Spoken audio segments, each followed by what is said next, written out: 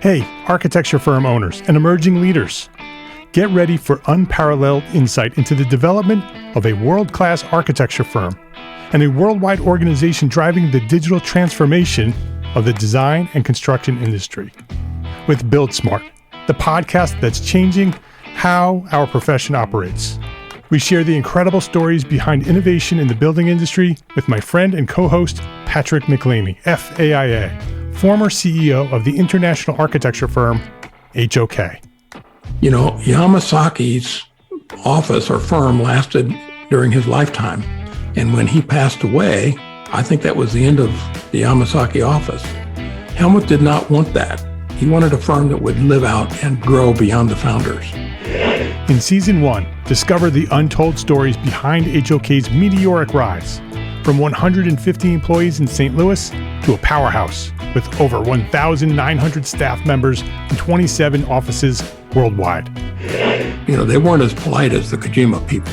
That was just boom. And anytime you have a creditor, whether it's Kojima or the bank, that wants their money, unless you can raise money someplace else, you are out of business. Bankrupt. And hold on tight for Season 2, where Patrick takes us on a new adventure as chairman of Building Smart International, shaping the future of digital transformation in the design, construction, and operation of built assets. Ian Howell, Ken Harold, and I, Ken was my technical representative from HOK. The three of us took a tour of Europe of 5 cities in 5 days. Very busy time. Simply follow the link in the show notes to subscribe to Build Smart now and uncover lessons that will transform you and your architecture firm.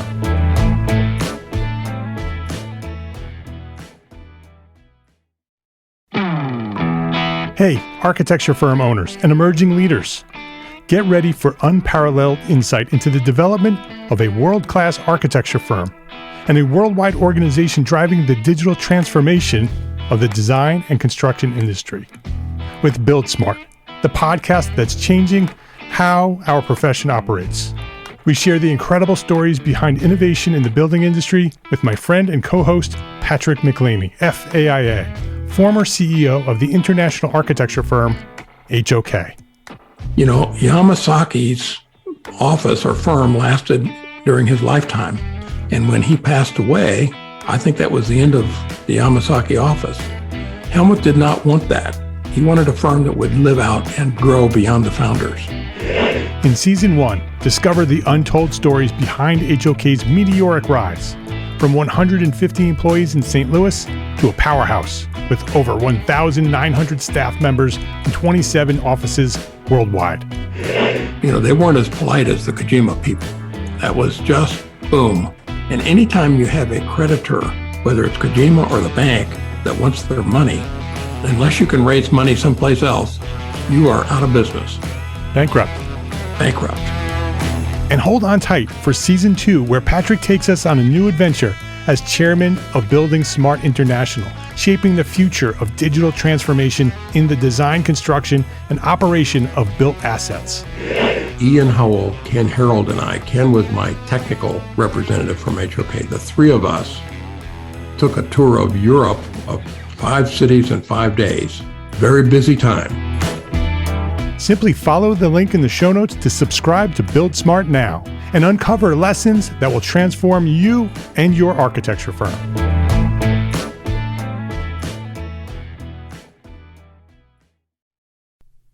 ArchiCAD is the official BIM software of the EntreArchitect community.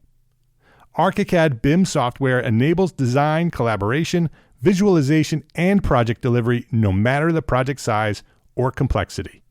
With flexible licensing options and a dedicated support team to guide us along the way, ArchiCAD is an ideal choice for firms and projects of any size.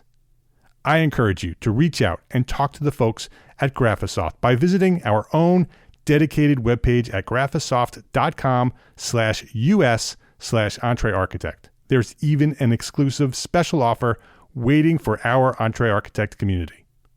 Go now to graphisoft.com/us/EntreArchitect and see how Graphisoft is positioned to help make your architecture firm a success. That's graphisoft.com/us/EntreArchitect. leo.com/EntreArchitect.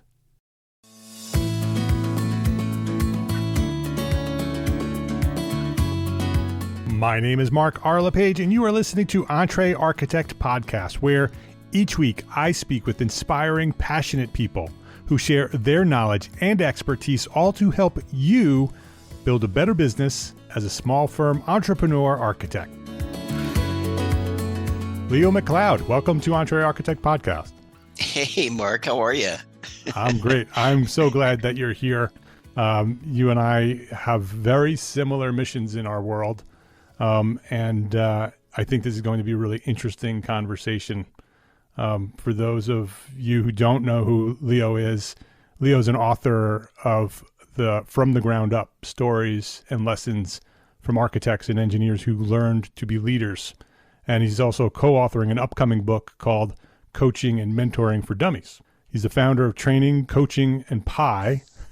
Leo helps AEC firms with leadership development, transition, emotional intelligence, and why baking pie is a great way to develop soft skills. He's a frequent speaker for the American Council of Engineering Companies and is a regular columnist over at our friends, the Zweig Group at the Zweig Letter.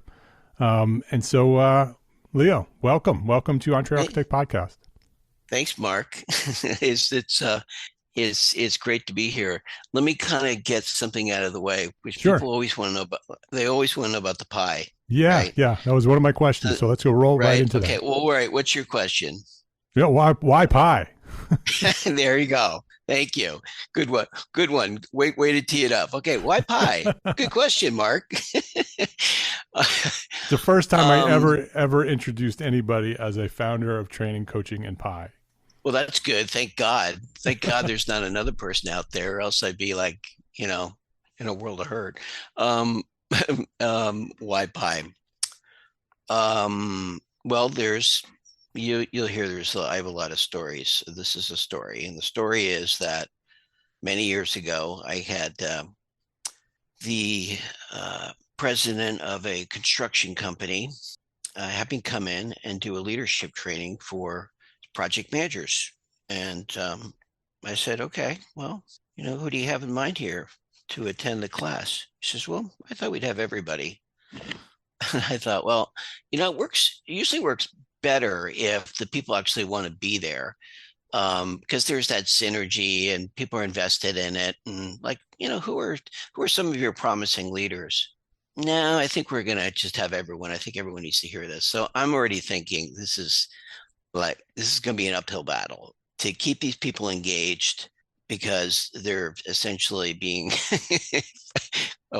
forced, coerced, or whatever. Like, hey, you have to come to this thing. So anyway, there's 5 sessions. They're over the lunch period. They're 90 minutes each. And what they do is they bring in pizza and soda, and they cram their little conference room with, 35 project managers. And I'm looking around the room, I'm thinking, oh man, not everybody wants to be here. So I walk into the middle of the room and I say, okay, look, here's the deal. I get that not everybody wants to be here. So I'll make you a deal. If everyone sticks it out for 5 times, I'll make pie on the last day. Where I came up with this, I think literally I just made it up on the spot, because I didn't really have a plan.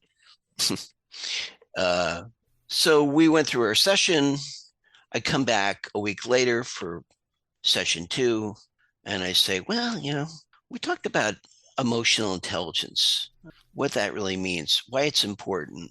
What are some things that you really remembered from that conversation? Safety manager raises his hand. Yeah, if we stick it out for 5 times, we get pie. So I'm like, all right, I get it. Okay, so I'm bribing them. That's fine. So everyone did stick it out for 5 times, except for the safety manager. And the safety manager, in fact, as I was coming in through the door for the last session, he met me. He's on his way out the door as I'm coming in. And in his hand was the world's most beautiful pie that he had baked the night before for me to thank me for, well, it was like I was getting paid. It wasn't like it was volunteering, but he did it because he was grateful that he learned something about that leadership is more than just like doing the work and doing the technical things. It's really about the relationships with people. It's really about caring. It's really about building those relationships, communicating, managing your energy. It's really at the base of it's about people. We're still in the people business. And I think if there's anything that I try to communicate through my work, it's like, this is a people business. You have to care about them. You have to take care of them. You have to understand them. You have to relate to them, whether you work alongside them in the office where you report to them, or if you like serve them. I mean, it's not like we're building things for no one. It's like there's this relationship that we need to pay attention to. Anyway, he got that. And one of the concepts that I talk about in the book and in the class is this idea of that we all have these emotional bank accounts. You can either make deposits or withdrawals, period. As Maya Angelou says, people won't remember what you say or do, they'll remember how you make them feel. That's right. And look, I don't care how good of a design you have or how awesome you are. If you're kind of a jerk, people are not going to want to work with you. They're not going to want to hire you. I had a real estate. There was a client, was a very big real estate developer in Portland. Tell me once, he says, "Look, construction is a messy business. You're going to have to get down into the ditch and get dirty. The question is, when you get out of that ditch, you ask yourself, who do you want to get back into the ditch with next time?" That's right. Right? I mean, things happen. Yeah. But are people respectful? Are they thoughtful? Are they fair? I mean, so yeah, it's a long-winded way of saying there's a story behind pie. He was bringing this pie for me that kind of just, was a way of thanking me, but it became a metaphor. It became a metaphor because there's no better way to kind of soften people up than bring pie. You can bring in somebody who's just like, I don't care about this emotional intelligence. Put a pie in front of that person, and they just like they go to a different place, right? They start thinking about what kind of pie they like or the pie their mom made. So it's it started as kind of a bit of a gimmick, but it's got a heart to it. So that's the story behind pie. Yeah. And pies are, I want to continue on the pie train here because good, sure. We'll talk about it. Pie is usually often made, not always, often made by hand, right? At home. Right. If we're talking about a cherry pie or an apple pie, not a store-bought pie, which you obviously can buy, but when somebody makes you a pie, they have to be intentional about it, and they need to take time and care, and you have to tend over it, and then you give that to somebody. It really means that that you had an impact on them, right? That it's something that you're worthy of that pie. And I think that's a very good analogy for business and the way we work. Yeah, I love that. I mean, yeah, you're right. I mean, I am a pie maker. It's not like this whole training coaching pie is just like a business marketing branding gimmick. It really is who I am. I mean, if I don't show up to a party with a pie, then people give me a hard time. I mean, but I love it. If I'm stressed out or I'm feeling depleted, I just go into the kitchen. I'm a cook, I'm a baker, but for me, there's something about pie which is exponential. It's a little bit like a design, like a really great design of a building, in that it's not just a design. It ignites people, it brings them together. It's exciting. There's something about the doing that you're sharing with people that they get such a kick out of it. I'm like, it's just a pie. I mean, for me to make a pie is a very little effort. Like, I can do it in my sleep. I've made, I don't know how many pies. I've made so many of them, but I really get a kick out of, presenting it and seeing how excited people get about it. And I think that if we kind of continue the metaphor a little bit of the analogy, I think any good designer, any good architect wants to feel that they present a design and people are like, ooh. Yeah, for sure. Absolutely. Right. I think pride of ownership, absolutely. 100%. And baking is a creative, right? There's a lot of people who love to bake, but don't like to cook, right? Because baking is creative. Right. And You know, how did you get started, Leo? Going back to the Yeah. beginning, what inspired you to do what you do? Well, you and I were talking before the show about you being just a serial entrepreneur. Is just, you grew up, your dad was in business, you want to be in business, and it just got into your skin. And that's my story. I mean, I'm from the East Coast. I'm originally from the Hudson Valley, and born on Long Island, moved upstate, and and then I moved up to Maine, and I remember just hanging out in a cabin in Maine, drinking homebrew and eating out of the garden, kind of back to the land kind of thing. But, sitting around and just spending hours drinking homebrew and talking with my brother about all these different businesses that we could create. I mean, I come from a family of, like people who just like to, like my brothers are house painters. My brother owns a restaurant. My brother does real estate. My sister's got a coaching business. It's sort of my other sister's got like a marketing consultant business actually for like the building trades. So we're just like fired that way. I think it's maybe a little bit.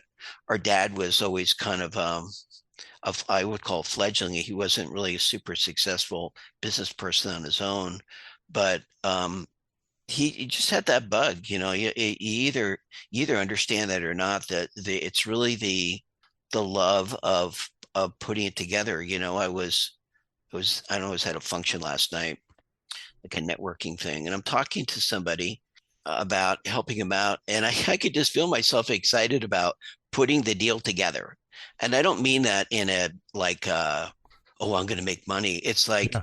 I Yep. get to come up with something out of thin air from a freaking conversation, help somebody and make really good money. And to me, you know what I mean? It's like, how much fun is this, right? I love the I mean, I've had businesses where I made t-shirts. I was in business doing early on, I was actually in the trade. So I was in construction. I was a house painter, and I was 18 years old. I had a 1961 Chrysler Imperial that I bought for $100, and I put a sign on the back of the Chrysler Imperial saying, Leo MacLeod, the job done right, which was like a total joke because, I wasn't. I really didn't know what I was doing. I was 18 years old. I was getting all my information from Reader's Digest, Illustrated Guide to, home repair. But I just liked the entrepreneurial aspect of stretching myself and so anyway, early on I had that bug. I traveled out. I hitchhiked across the country when I was I was 20. Yeah, I was 20.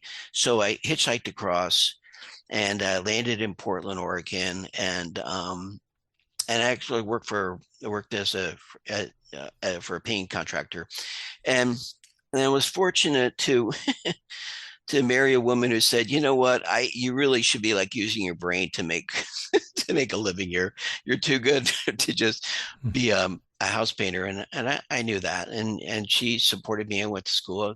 I went got a degree in English, and people say, what do you do with a degree in English? And yet it was like such a great degree for me because look, I write like I'm writing my second book now, and I write all the time, and I'm in the communication business, and I've made good money in many ways through my writing and communication skills. Anyway, so I went to school later on in life, got my degree. I hopped around. I went into fundraising. I went into advertising. I went into working in a library as you'd love this, Mark, entrepreneurial coordinator. So I came up with business ideas for the library, like putting a Starbucks in a library and putting a gift store in it. Like you would have had so much fun because you just like get to make up stuff. People say, yeah, that sounds good. I don't know. Go ahead. You just do it. Rent the space after hours. So I did that. But then I was just like, I think I got laid off. Yeah, I got laid off. It was like kind of like ran out of steam on the job. It's like, well, we don't have anything else for you to do. So then I was hopping around and I ran into a friend of mine I knew from somebody I knew from fundraising. And they said, hey, we're trying to expand our market and, we need to kind of understand how we can break into other markets. Can you help us with that? Well, they ended up to be Girding Edlin, which is like one of the most prestigious real estate development firms. They did a lot of the very forward kind of designs, a lot of mixed use development. So that's when that was big back in the, let's see, 90s probably, yeah, 2000s. So, and I don't know why he thought that I could actually help him. It's a total mystery. But I found that I fell into this field. I literally fell into it, and people would say, "Hey, could you help us do this?" And I don't know why they even asked me if I could help them with, communication skills for engineers, doing publicity for a new building, getting articles published in, magazines, and like, all right, I just kind of followed my instincts. And once I had one really good client, everyone believed I knew what I was doing. So I just leapfrogged and built on it. And then I found that I really liked it, because architects and engineers and construction folks appreciate what I do, right? They appreciate this, that they know that they need the soft skills, and that's something I can do. And I'm a quick learner about, like, my real skill is being able to really get the gist of any particular situation. Like, you can talk to me about a building design and I'm going to boil it down to make it simple and relevant. And that's a lot of what I do through my coaching. So anyway, I think I answered your question. That was a long-winded Sure. origin. So you today you primarily work with architects, engineers, and construction coaching and consulting. Is that primarily what you do? I do. I've worked with insurance companies, manufacturing, high tech, financial services, because it's all pretty universal. But yeah, my bread and butter, my core is still, in this industry. So You have a new book called From the Ground Up: Stories and Lessons from Architects and Engineers Who Learned to Be Leaders. What's the background on the book? Why did you write a book like that? Well, it encapsulates basically what I teach. Like, if you took my 4-session course in leadership, you would be following the curriculum of the book. And I'm 65. I don't want to work as hard as I have. So I was looking for some different ways because I'm an entrepreneur, passive income. And frankly, I was also just tired of repeating myself. Like, here's how to delegate, blah, blah, blah, blah, blah, blah. I'm like, Yeah. you know what? I'm just going to write it, read it, and then let's have a conversation. So I wanted to expand my own business model and do something a little different. And it happens that, by creating, I got these things called Pocket Tools. Pocket Tools are just online. It's an online course with short videos that happen to reflect what's going on in the book. Yeah, Pocket Tools. You can find Pocket Tools on the website. It's leomacleod.com/pocket-tools. We'll have a link on that on the show notes for anybody who wants to look at that. Thank you. So, I wrote the book so that people for, $20 can get the course, right? It was like, you know what, you want to learn how to do it, read it. If you don't have time to read it, subscribe to the Pocket Tools, so that's something that, I charge on a subscription basis, and I bundle like Pocket Tools subscription with the book. And it's like a different model that doesn't require me to, well, frankly, it doesn't require me to be in a classroom, but also, just as importantly, it doesn't, it means people are learning on their own schedule. And it's an affordable option. I can go into a firm of, I don't like 30, like 50 people, and they say, well, we don't want to spend a lot of money on this. I'm like, okay, we'll just like buy a bunch of the books. They're not that expensive. I'll give you a discount, and then I'll just come in and we'll have some conversations about what people are learning. And that's actually kind of the model that I'm moving into. So, like, my own interests in writing the book, also coincide with where I think the market is, which is more people wanting to learn on their own and yeah, and have that resource. So yeah, that's why I did it. The book is an excellent book. It's very well written, lots of stories. Thank you. Clearly a storyteller. It sort of reminds me, and it's not the same book, obviously, but it reminds me of the E-Myth. It has the same sort of vibe with storytelling, written sort of in a similar way. But it's a manual, right? It's a manual for success. How I look at it, for architects and engineers and construction people, sort of your lessons that you've been teaching all these years, and in a really concise way, step by step, right? So it's like a manual for success for leadership. Yeah, I hope so. I'm very practically minded. Like I don't like business books that are like where the author's so in love with what they're saying that you're not really sure, like, why is this useful? What am I getting out of this? Like I've read so many business books. I thought, wow, this guy's brilliant, right? But I can't remember a damn thing or why it was important. I'm impressed by it. I didn't want to impress people. I just wanted to give something. Bill, I also wanted to share stories. Frankly, a lot of this was, I don't say memorializing. That sounds kind of, maybe honoring is a better word. Honoring like the struggles of people who have gone through that transition from doing to leading, and not losing their life, not going crazy. I mean, I honestly, a lot of my work was fueled by sitting across from someone who was in tears, breaking down because they felt like a failure. They felt like a failure at home, at work. They're letting people down. And they're putting so much pressure on themselves. And I'm like, I'm naturally, of course, I'm a pie maker. I'm naturally empathetic kind of guy. So I'm like, I got to find a way of helping these people. And everything in the book is geared towards how can I help people who are really challenged with this idea of, boy, I'd really like to step into a position, but that sounds really overwhelming. I don't even know where to start. Am I really ready for this? Part of me says yes, and part of me is like, I don't know. And that's who I'm trying to help.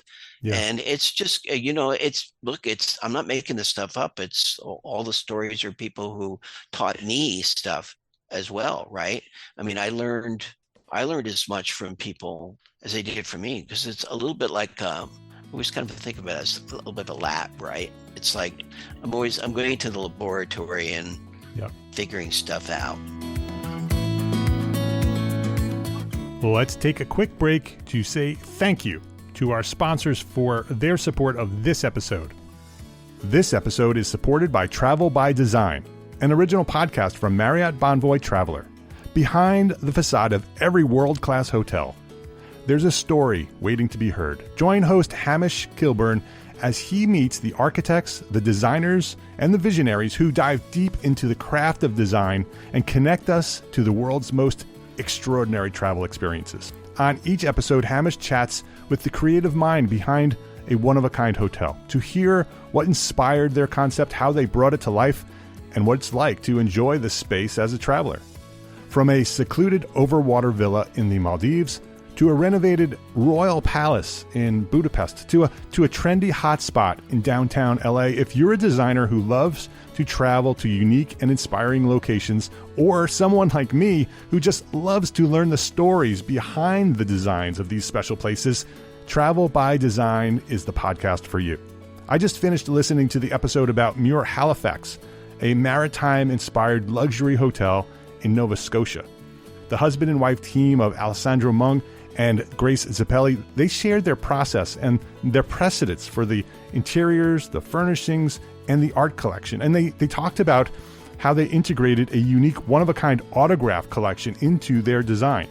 The conversation among Hamish, the editor of Hotel Design, so he brings his own unique perspective. The conversation between Hamish and the designers of this special place, they make you feel like you're there with them. In this episode that I just listened to, they talk about the history and the qualities of the seaside environment in which this hotel is located and the raw elements of Halifax that inspired the design and the precise details of the materials used, the way that the light comes through the window, the way the wood and the leather feel. The conversation was so interesting, and most interesting because Alessandro and Grace had just returned to that hotel as guests, so they just experienced for themselves the beauty and the surprises that they purposely designed into their project. I love design, but even more, I love the stories about how designs came to be. This podcast not only inspires me as a creative, hearing the process other designers go through to create these unique, one-of-a-kind experiences, but it also connects with me through the storytelling, as if each place was the backdrop of some exciting narrative that the travelers who visit experience. So check out Travel by Design. And if you're anything like me, I think it may find a new spot on your podcast playlist. Search for Travel by Design in your podcast player of choice, or just click the link in the show notes for this episode.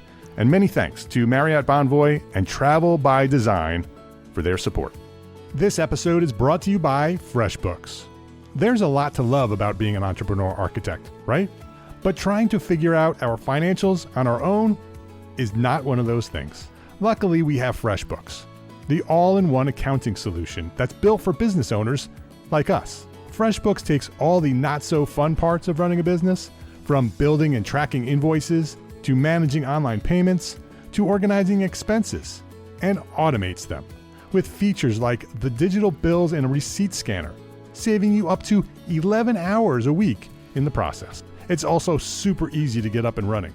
And the award-winning FreshBooks support team, they are always available to answer any questions along the way. Compare that to some of the other financial management tools out there. Try FreshBooks for free for 30 days. No credit card required. Go to freshbooks.com/architect to get started today. That's freshbooks.com/architect. So what will you do with 11 more hours each week? This episode is brought to you by arcat.com. We all have that one story, that one project that had such a unique situation that it required a solution that you had rarely considered before. We share these stories in private professional circles with our friends and our colleagues, but there has never been a collection of these stories of conflict and triumph all in one place until now. Detailed is a podcast series that features architects, engineers, builders, and manufacturers who share their insights and expertise as they highlight some of the most complex, interesting, and oddball building conditions that they have ever encountered, and the ingenuity it took to solve them. Join host Charisse Lakeside, aka CSI Kraken, a senior specifications writer at RDH Building Science, as she uncovers lessons learned to help you navigate similar challenges that may arise in your next project. Detailed, an original podcast by ArtCat. Listen and subscribe right now at arcat.com/podcast. That's arcat.com/podcast. arcat.com/podcast. Detailed. Every building has a story. Please visit our sponsors today and thank them. Thank them for supporting you, the EntreArchitect community. When I was reading it, I felt like this could be for anybody, right? This could be for somebody who's starting their own firm and expecting to grow and learn the lessons of leadership, or somebody who's had a firm for a long time and is looking for the answers, right? Have been struggling on how to make this thing work, right? As a business and as a in a leadership position. When you wrote it, who specifically did you write it for? Yeah, that's a good question. So number one, my my wife said, well, don't make it so specific to architects and engineers, because she's an entrepreneur herself, right? And I thought, yeah, it's a good point, because it's pretty universal. I mean, anybody can pick this up. But then business. I thought, it's business, right? Except I'm like, no, this is the stories of architects and engineers. I could try to mask it, but why? I just need to be honest. That's number one. And number two, this industry really needs this help. Yes. And number three, there's really not much out there for it, right? Yeah, I mean, if you're going to try to Google that, you're going to try to do like a basic management book. Good luck trying to stand out in the world of Amazon and online stuff. But if you get more specific and more targeted, like I did, this is my business strategy. It's like, well, no, it's better to be kind of known in a particular space and talk to a specific group. But what was your question? Who'd you think write it I for? might have. Do you have Oh somebody yeah, specific in mind? yeah. Um, yeah, yeah. I mean, I could just kind of. I'm just thinking of someone I'm working with now who kind of represents a typical person, and they've been at a firm for 8 years or so. They're very competent. They're well respected. But they're kind of questioning, like, what are they doing, and what's it worth? Like, why am I here? Who am I working for? What am I trying to get out of life? I just feel like I'm just saying yes to everybody. Every day is the same. It's like a treadmill. I don't know how to advocate for myself. I don't know how to say no. I get frustrated when people I'm trying to manage don't do the work up to my standards. It's for those people who are just really are really dissatisfied, right? And are really challenged by it's hard. It's the work. I mean, look, this business, as you know, and I say it early on, it's really hard. It's harder than other businesses because you actually have to be like an entrepreneur. You have to have your own business. You have to, very little support systems in place. You have to do the work, you have to manage the people. You have to go out and get your own work. And then when you're like an owner, you get to like figure out, like, are we going to lease this space? We got a lawsuit from an employee, or how much is our insurance costing us, on top of getting more clients, on top of managing people, on top of getting your billable work done. I mean, I work with so many principals that had these responsibilities, and they'd put out a spreadsheet, and they'd show me a spreadsheet, and they say, look, firm ownership, senior partner, the partners track the billable hours. This is where I'm at. They want me up. Like, it doesn't stop. It's not like you get to sort of coast at some point. It's like, yeah, I'm a manager. I don't do the work anymore. It's like, no, you still do the work, because it's everything is built on billable hours.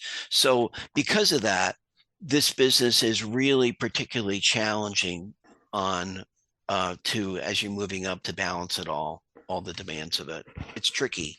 Yeah. One of the things that I noticed is that the book, in terms of teaching about leadership, is different than past generations of architects. Past generations of architects have very often been, this is a tough road. You're going to have a tough road. You're going to have to pay your dues. It's almost a hazing as you come up through the architecture firm, on the way you're treated, the type of work that you get. The way you're teaching leadership, which is very much my philosophy as well, is that it's human focused, right? It's about caring for people, and acknowledging them as human beings, and giving them the responsibilities and the guidelines in order to achieve the goals that they want to achieve. It's not about, this is the way it's going to be and you're going to do it my way. It's much more focused, and you're going back to the idea of pies. Pies are about love, right? It's about caring for our fellow workers and the people that we work with. If you have a culture built on that, right? At the end of every podcast, I've been saying it for years. I have my mantra is love, learn, share. Those are the three things that I'm teaching the world: is to love one another, to share with one another, and to learn with one another. And I think that what you're teaching in your book is very similar. Is that something that was important to you, and where did that come from? What inspired you to teach it that way? Interesting question. What inspired me to say it again? To focus on the human side of it, right? That it's that leadership, because in the past in architecture and other industries, often leadership has been about, we're setting up the rules and you're going to follow our rules, right? And today things are shifting, right? The entire world is shifting. And I think it's generational, but I think that it's necessary, especially in the times that we're living today, with such conflict and such division. That the idea of that we're all in this together, right? And to support one another and to care for one another and to learn and then Yeah. share what you know, Yeah. really you will be much more successful that way than the way it was done in the past. Yeah. Yeah. Yeah. I was letting that sink in to try to think about something a little, I don't know, more profound or something. Because I mean, my first reaction is like, well, that's who I am. I'm oriented towards people I care, but I would answer it kind of in a different way of what really motivates me. What really motivates me is to reach the people who don't care about the soft skills, Mm-hmm. right? Who Yes. don't Yes. don't get what you just said. They don't give a shit about, love, learn, flourish. It's like, I mean, that's my language, but that's not theirs. So it's a little bit like I go back to that pie story where I just walk in and say, hey, look, I Right. get it. You don't want to be here. I'm going to give you pie. Okay. Shut up and learn. Yeah. I can Right. be like, because maybe it's because I'm a New Yorker that, I can be direct, right? I have a compassionate side and I have a very grounded, no BS kind of very direct kind of style. And so I'm really, for me, I love that challenge of working with people who are resistant to it, Yes. right? Who just think this stuff is like, you know what, people don't change. It doesn't matter. Work speaks for itself. I I agree didn't with you. have to. No one helped me. All that stuff. And I'm like, you know what? Let's go. Let's get in the ring. Right. Yeah. Yeah. Yeah. No, because here's the deal. Here's what I would say to those people. I'd say, look, you go ahead and do that and see how that works for you. Right. See how long you hold on to people. See how well they perform in a very like quantifiable terms that you can relate to. Like, do they do the work? Do they show up? Do they quit? Um, are they giving you a hard time? Are you spending more time kind of dealing with these problems?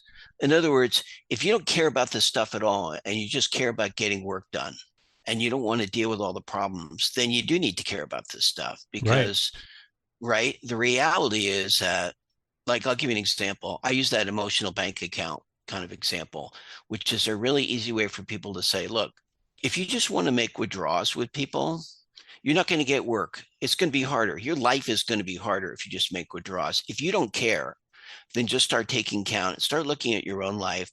I had somebody who was a principal at a firm who wanted to be the architect of record for like a really large university. I said, well, that sounds like a good. I use this analogy of a mountain, right? It's like 3 years from now, I want to be the guy that they call all the time. It's like that sounds good. So what are what's a challenge in that regard? He says, well, yeah, I yelled at the main project manager for the university in a meeting in a public meeting. He says, there's just some holes that you don't dig yourself out of. So if you want to be difficult and if you don't want to care, see how well that works for you. Right. Right. If you want I to do agree. certain work, right. You know what I mean? It's back to kind of that analogy I said, real estate developers said it's a dirty business. You just have to say, who do you want to get back in the ditch with? It's Yeah. like, I'm not going to work with you. You're a pain. You don't And, you don't care. You don't have to be, I love people who are really direct, but you have to be respectful. That's really what it's about. You just can't be like cruel and uncaring. You don't have to be me because I'm an emotional person. I care. I'm not trying to get you to be like me. I'm just trying to connect the dots here. right. That like I worked for a manufacturing company and they wanted me to come in and teach emotional intelligence. And I thought, why do you want me to do this? Well, we just think our project managers could use it. And I thought, that sounds too soft. So the first meeting, I've got about 15 of these project managers around the room and I go around and I say, well, what do you hope to get out of this? And they're all giving me like the answers you want, like, oh, it's Right. important to get around with people. And I think this is good and all this. And I get to this woman and she says, I don't even know why I'm here. It's like, I don't need this shit. It's like, either people like me or not. That's their problem. And I thought, oh, that's why I'm here. I'm here for that person. So I got to coach her and I just gave it to her straight. I said, look, why are you making life so difficult for yourself? I mean, you can fight these battles with your peers about who's right or wrong, but can I just offer something up for you? Can you just try something? Like next time you want to say something that's really going to cause like a conflict, just like bite your tongue. Just bite it. Just don't say anything. And then I want you to come back to me and tell me how that worked, right? Just try it. And she does. Next time she's like, yeah, she was totally different. I said, well, what went on? She says, I didn't say anything. I wanted to, but I didn't. And I said, how'd that work for you? She says, you know what? I didn't get worked up. I didn't have to deal with the aftermath of it. I could get back to work. I mean, if people are not about the touchy-feely stuff, then pay attention to the stuff so you don't have, so it doesn't dominate your life. Does that make sense? So emotions aren't so in play. I know I know you know what I'm talking about. So yeah. Yeah. No. Well, our listeners may not, but you know, caring. The way I look at it is caring is good business. Right. Caring is good business. Caring is good business. That especially in today, in the time that we're living in now, where every firm is looking for help. They're all trying to differentiate themselves. We have this new way of working with this hybrid remote possibility where some of us are working in the office and some of us are working at home, and people are looking for flexibility and freedom in their lives and this integration between firm and family.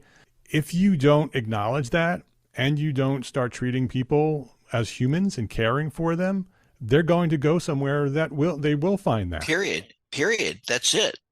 And you know what? To your point, this whole conversation of why should caring matter has become crystallized over the last few years. I mean, It is firms that didn't really get this, that didn't understand culture. What do we need culture for? Right. Like there's like, oh, we need culture because we're losing people. We can't keep people. And if we can't do that, guess what? We can't do the work. We have to turn down work. We don't make money. We don't get raises. We don't get to go to Tahiti. I mean, we don't get to retire. I mean, it's like they're making the connection that, look, people need support, and they need to know that you care about it. And it's true. I don't like to generalize, but it is particularly true of younger people.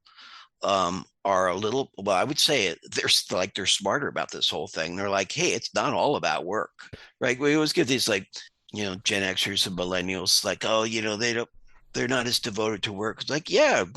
So what's wrong with that? You know, what's wrong with having more balance in your life? It's like, oh, you know, how dare they? It's like, they're not like totally committed to working all the time. It's like, yeah, well, so that just happens to be how you know, more of a boomer kind of mentality, but doesn't make it right. It's just, you know, it's there's kind of a bit of a right sizing. I mean, personally, I'm all about work-life balance. I've had it in my own world. So it's an easy thing for me to get. And people don't hire me if they don't believe in that work-life balance. They just don't, because I'm a big advocate of personal and professional. And that runs through it. So, and that goes back to just exactly what we're just saying, that work-life balance is not an option anymore.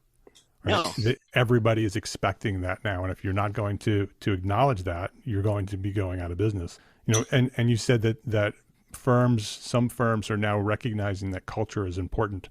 And the thing about culture is that culture can't be installed. It's not something you can flip a switch or start building tomorrow and have it done by the end of the week. Culture is cultivated. It takes time and intention. It's like a garden, right? It doesn't happen overnight. It takes a lot of care and love to grow a garden that looks beautiful. It's the same with culture. You have to be intentional about it. It has to be real, has to be authentic.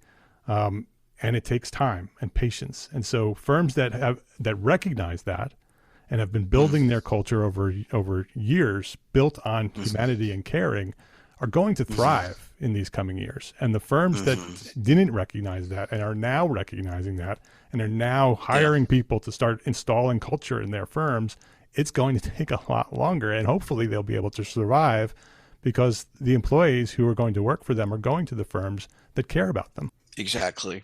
No, I absolutely agree. And I think the challenge in architecture and in engineering is that it's still very much led by the design process, by the technical side of it. It's like design first, design first. It's all about, we're talking about the value of the profession in terms of the doing of it, and not so much about what you're talking about, which is the culture of it.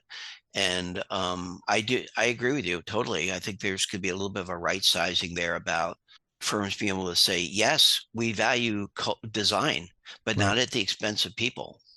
I mean, Right. they're hand in hand. It's Yeah. not about It's this not is a mutually design exclusive. firm first. Exactly. It's like, hey, we're all about great design here. I don't care if I, alienate you or piss you off.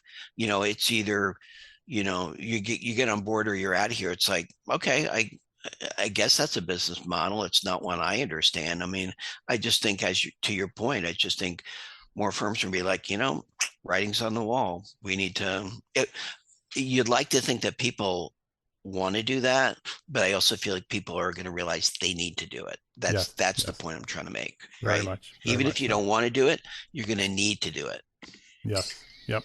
So, Leo, I ask one question at the end of every podcast here, and I'd love your take on this.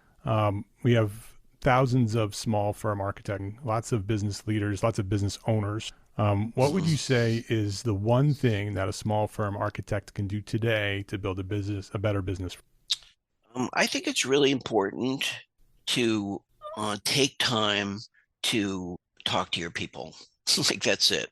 I mean, stop doing the work, stop doing other stuff, stop answering your emails, just put it down and go out for coffee. Especially now, we need more connection. We need to get out of Zoom land, and we need to meet with people and have that agenda of just asking how they're doing. Like a simple question, how's it going? But really be curious about that. Like want to know how they are doing. It's not like you're asking, it's not like you have to solve their problems for them, but back to kind of what we're talking about, it just shows that you're interested and you're curious and you're Yeah. caring. And then find out also like where are they going? Like what is their mountain 3 years from now, personally and professionally? What does life look like for them? Because if you have that piece of information, then you can help those people get there.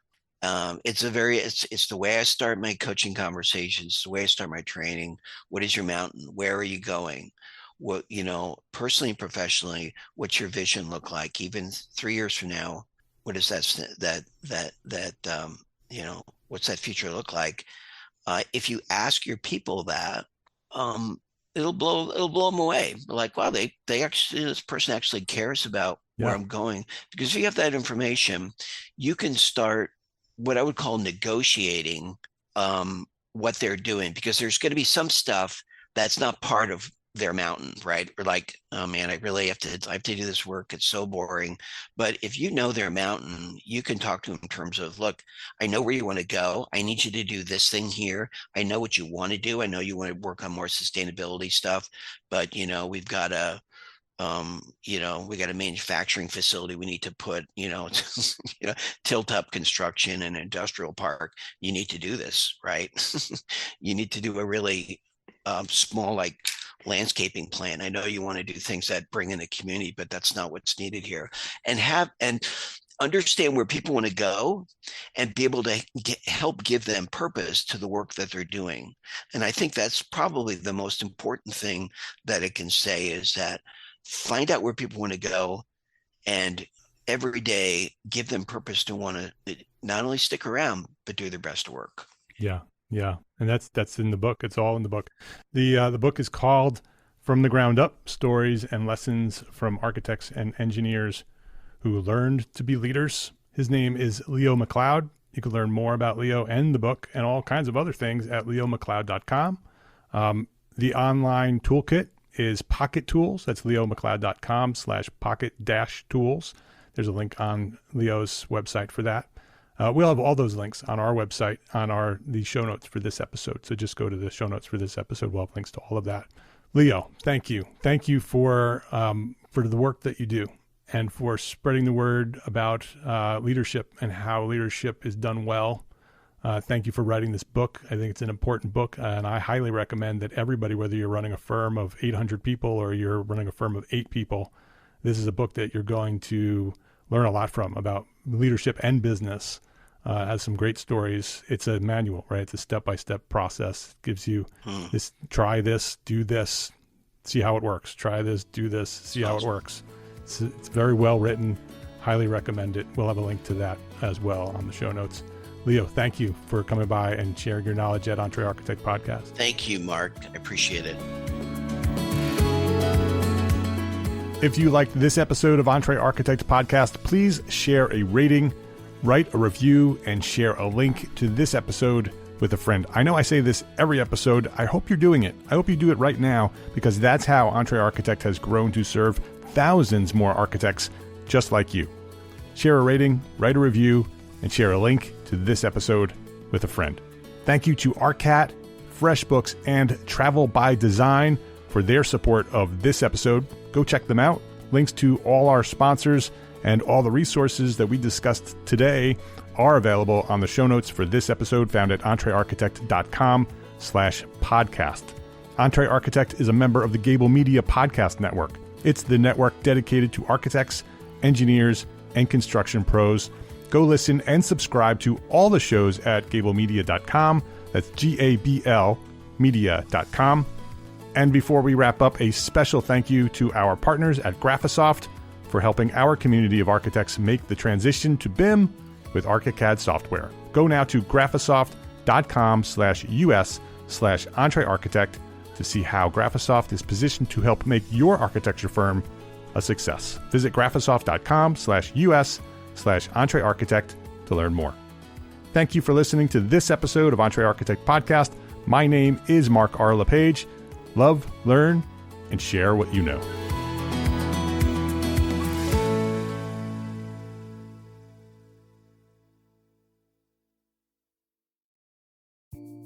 Imagine earning continuing education credits while doing exactly what you're doing right now. Well, you can. Gable Media has revolutionized the way you earn your continuing education credits with a groundbreaking approach. Forget running around town and scouring the internet for credit-worthy courses.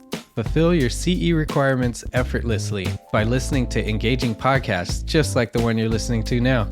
Our podcasts are designed to educate, entertain, and inspire, all in a user-friendly environment. But wait, there's more. Architects, Gable Media is also approved as an AIA continuing education services provider. Upon completion, we handle everything, from reporting your hours directly to the AIA to storing your certificates in your personal Gable Media profile for your self-reporting needs. So follow the link in the show notes and start earning your credits in the most innovative and entertaining way possible with Gable Media.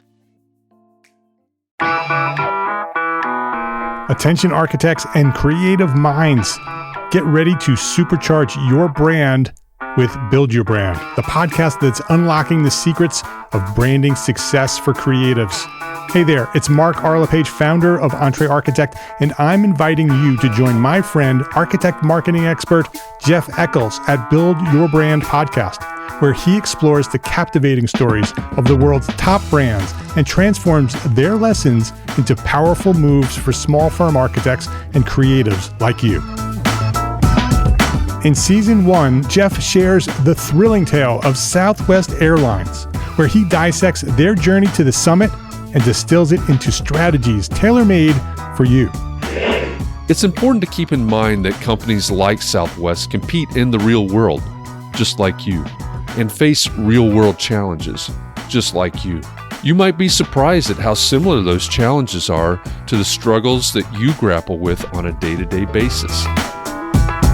Don't miss out on your blueprint for success. Subscribe, tune in, and let's build your brand together. You may have noticed that the very best brands in the world are also known for having somewhat unique corporate cultures. That's often the glue that holds everything together when they encounter those rough spots. We don't do it because it inconveniences the passengers to whom we are primarily dedicated, the short haul, frequent flyer. Follow the link in the show notes to subscribe to Build Your Brand today. Remember, no matter the size, the journey's the same. Your brand's journey to the top starts here.